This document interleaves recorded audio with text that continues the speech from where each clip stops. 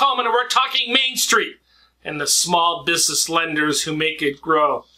Thank you to this week's sponsor, the 4th Annual National Association of Loan Brokers Conference and Expo, October in Florida.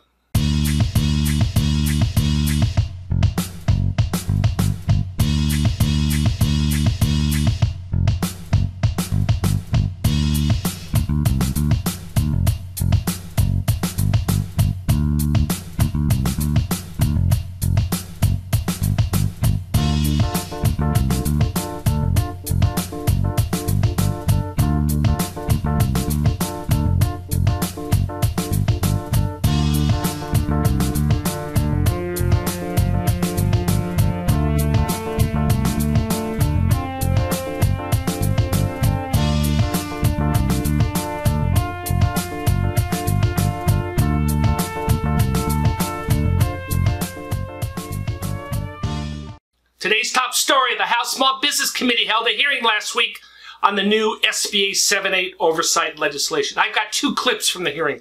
First up, this great answer by Patricia Husic, President and CEO of Centric Bank, testifying on behalf of the American Bankers Association of how her bank determines when a borrower is an ideal SBA candidate. Thank you, Mr. Chairman. And my questions are going to be geared towards Ms. Is it Husic? Am I pronouncing that right?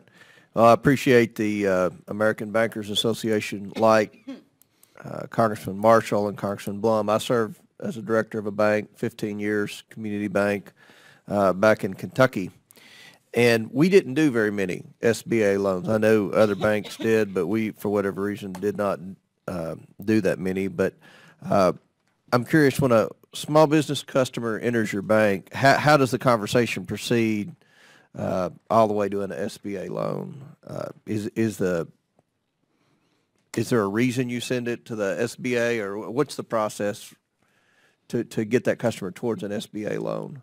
Sure. So at Centric Bank, we have a total of 15 commercial lenders. We do not have any individuals that are solely focusing on SBA loans. I'd say out of those 15, about half of them are contributing to the bulk of our SBA loans. And again, they're doing other loans that are non-SBA as well. So, and times, and just recently, I sat down with a client, and many times a prospective client. So part of the conversation when someone say they're looking to, say, maybe start up a new business or acquire a business, we go through the process to ask them, well, do you have a business plan? From there, looking at the specifics, with the financials, the tax returns of them personal financial statement, a business plan for the business. Perhaps they're acquiring the financials to support that and their projections. First and foremost, we're always looking at, can we do this loan conventionally? That's where we start.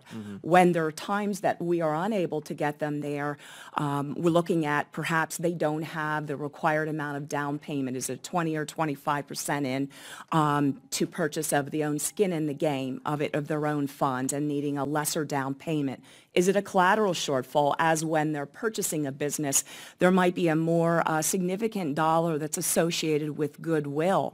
We're not going to do an extended payment terms of, past a 7 or 10 year if we're doing that conventionally. So first and foremost, we walk through those questions. Can we do it conventionally? When we cannot accomplish that, we like to look at how do we get the client to a yes. So the SBA program would be the next one we're looking at.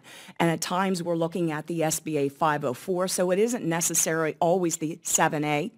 We're looking at what makes the most sense for that particular customer in front of us. At the end, we want to be able to set them up for success through that process. And at times I look at it, we're a consultative banker to them and trying to help navigate through the process and maybe some things they don't have sufficient information coming to the table. If you want to listen to the entire 90-minute hearing, it's on our website, or I'll give you a summary. This is the opening statement by Chairman Steve Chabot of Ohio. We appreciate everybody being here. The economy is improving. Economic data is promising. Treasury numbers are moving in the right direction. The tax reform law is being implemented. Overall, the economy is, as I say, moving in the right direction. However, we continue to see that lending and borrowing remain flat for small businesses. This becomes more acute as you get down to the smaller firms across the nation. We continue to hear that financing projects for growth and expansion, which leads to job creation, are challenging. One of the top priorities for this committee is to study how we can create an environment for small businesses to flourish. I can't say it enough, when small businesses grow, so does our economy. To address the gap that small businesses face when financing their projects, the SBA offers the 7A loan program for small businesses that have a plan in place for growth but lack the qualifications for conventional lending, such as collateral. Recent growth in the program has led to a closer look at the SBA's oversight tools. As a result of multiple hearings, meetings, and briefings, I, along with the ranking member and our Senate counterparts, introduced H.R. 4743, the Small Business 7A Lending Oversight Reform Act of 2018. This bicameral and bipartisan legislation aims to ensure the integrity of the program while bringing stability to small businesses that truly require the services of the SBA. Specifically, H.R. 4743 strengthens the Office of Credit Risk Management, which oversees lenders at the SBA.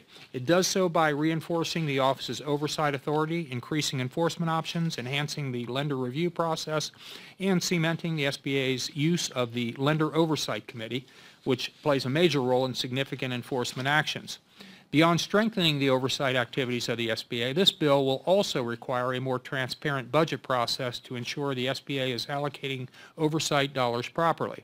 This committee often discusses the importance of credit elsewhere test.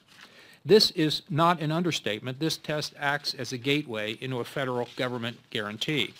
Simply put, the 7A loan program cannot be used by small businesses that can receive traditional bank lending. This legislation bolsters the test by updating and clarifying the factors often used in that test. It's important to note, because of the fees associated with the program that are paid by participants, the 7A loan program runs on a zero cost to American taxpayers. To ensure that this remains the case and to ensure the program remains an option for credit-worthy small businesses that justly need it, strong oversight is mandatory. I believe we are heading in the right direction. We have already begun to hear from 7A loan participants, and I want to share a quote from a letter of support. I would ask unanimous consent to enter the letter into the record, and this is the letter here from Huntington, and without objection, so ordered. It is, as I mentioned, from Huntington Bank, a storied institution from my home state of Ohio. And to quote a couple of small parts, "This legislation is focused on the long-term success and sustainability of the SBA programs that serve to grow and protect small businesses," unquote. On the provisions to improve the credit elsewhere test, Huntington says that the changes will, quote, "protect the program's integrity," unquote. Do we have more work to do on this topic? Absolutely. I see this as a starting point, not the end point. For the nation's mom and pop shops, to those operating a franchise, to those creating the next great American product or service, we are just beginning. January 1 had a number of changes to SBA's SOP. Listen to Coleman webinar instructor Lance Sexton discuss new changes to equity injection requirements by the borrower. I have two equity injection questions. We get the 10% required injection from the borrower, but does that also mean that we need a maximum seller equity injection of an additional 5%? If you hit the 10%, you've met the minimum requirement. Now, one thing I want to be very clear about, and I've been asked this question over and over.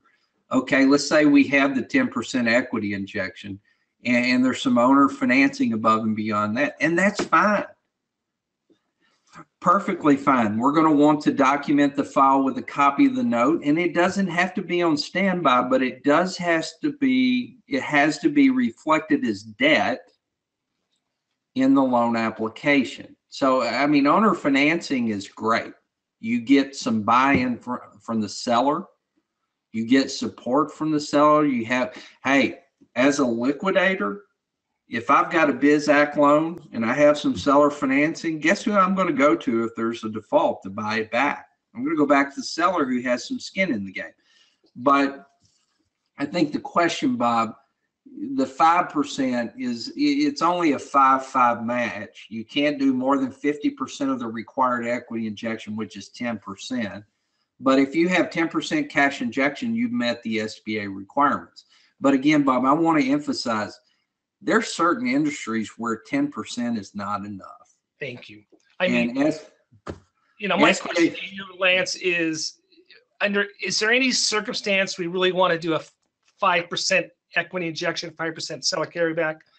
It's going to need to be a very strong industry.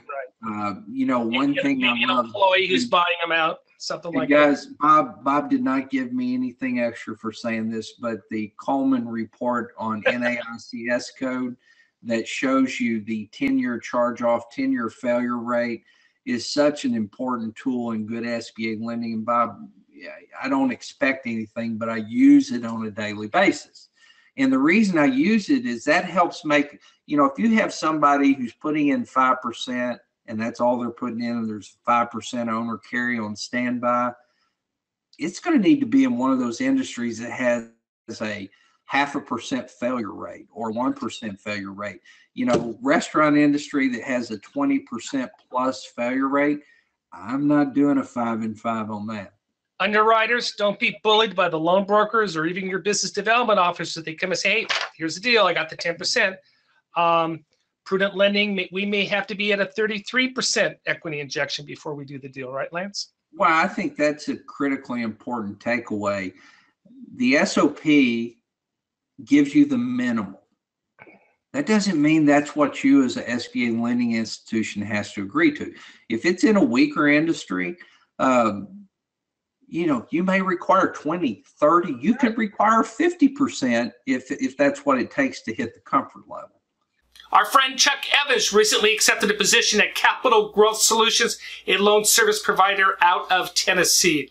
I asked Chuck about the new SBA SOP requirements for LSPs. Chuck Evans, President, Capital Growth Solutions and LSP out of the Southeast. Chuck, welcome. Thank you. You're all too kind, Mr. Coleman. Hey, I got to thank you. You were the person who introduced me to Lance Sexton, Coleman webinar instructor extraordinaire, and I thank you personally for that introduction. It's been a great partnership with Lance and I. Chuck, you've been in SBA lending since 2003. I'm not going to say the number of years in banking, but it's been a few. Long time. Lost a little hair. I want to talk about a couple things. First of all, January 1st, the SBA in their SOP put in new regulations for LSPs. Good, bad, ugly? What do you think? Well, I think it was I think it makes sense. The LSP world's changed over the years. It started as anyone that was a loan broker would package the loans and do them for the banks. And the district offices were regulating that. It was like a wild, wild west. When they decided to centralize that regulation with Cynthia McDonald and the SBA, it started to close up a little bit. And the LSPs that are existing today, and you tell me, but I know there's at least 15 rather large ones and 6 or 7 of us that have that footprint. And I think you're going to see some changes. I think that because Congress is mandating that the SBA start policing its lenders, it's also going to start looking at lender service. Well, absolutely, Chuck. And as you know, the Inspector General, SBA's Inspector General, does not view LSPs all that favorably. They sort of call you glorified loan brokers, and how do you respond to that? Well, the cream rises to the top. And so what we want to do is, there's at least a half dozen of us that we talk, we're friends, we share information, and there's a need for this. You have 75% of any lender in any market, I don't care whether it's Texas, Kentucky, Tennessee, or Pennsylvania, most lenders dabble in it. And so when they dabble in it, it becomes a root canal for the borrower and frustrating for the lender. So there's a need for this type of service, and there always will be. It may change over the next couple of years, and regulation is going to require more cost. So you may not see as many mom and pop LSPs that you once saw. You may see some consolidations. A lot of the LSPs that are out there today have been affiliated now with banks. which you have to disclose to your client. And that may be a good thing, it may not be a good thing. We'll see. But I think you'll see consolidations of some LSPs, and there'll be 6, 7, 10 that are going to be really solid, and we welcome that scrutiny because it's the only way that you're going to move from that perception of being a loan broker to a lender service provider. I'm a huge fan of loan service providers. I think they provide a valuable service to the lending community anywhere along the line. So I personally welcome the changes in the SOP, and I, you know, here's the deal: you're going to treat your LSP as you would any other vendor, any other employee, and you industry are the experts.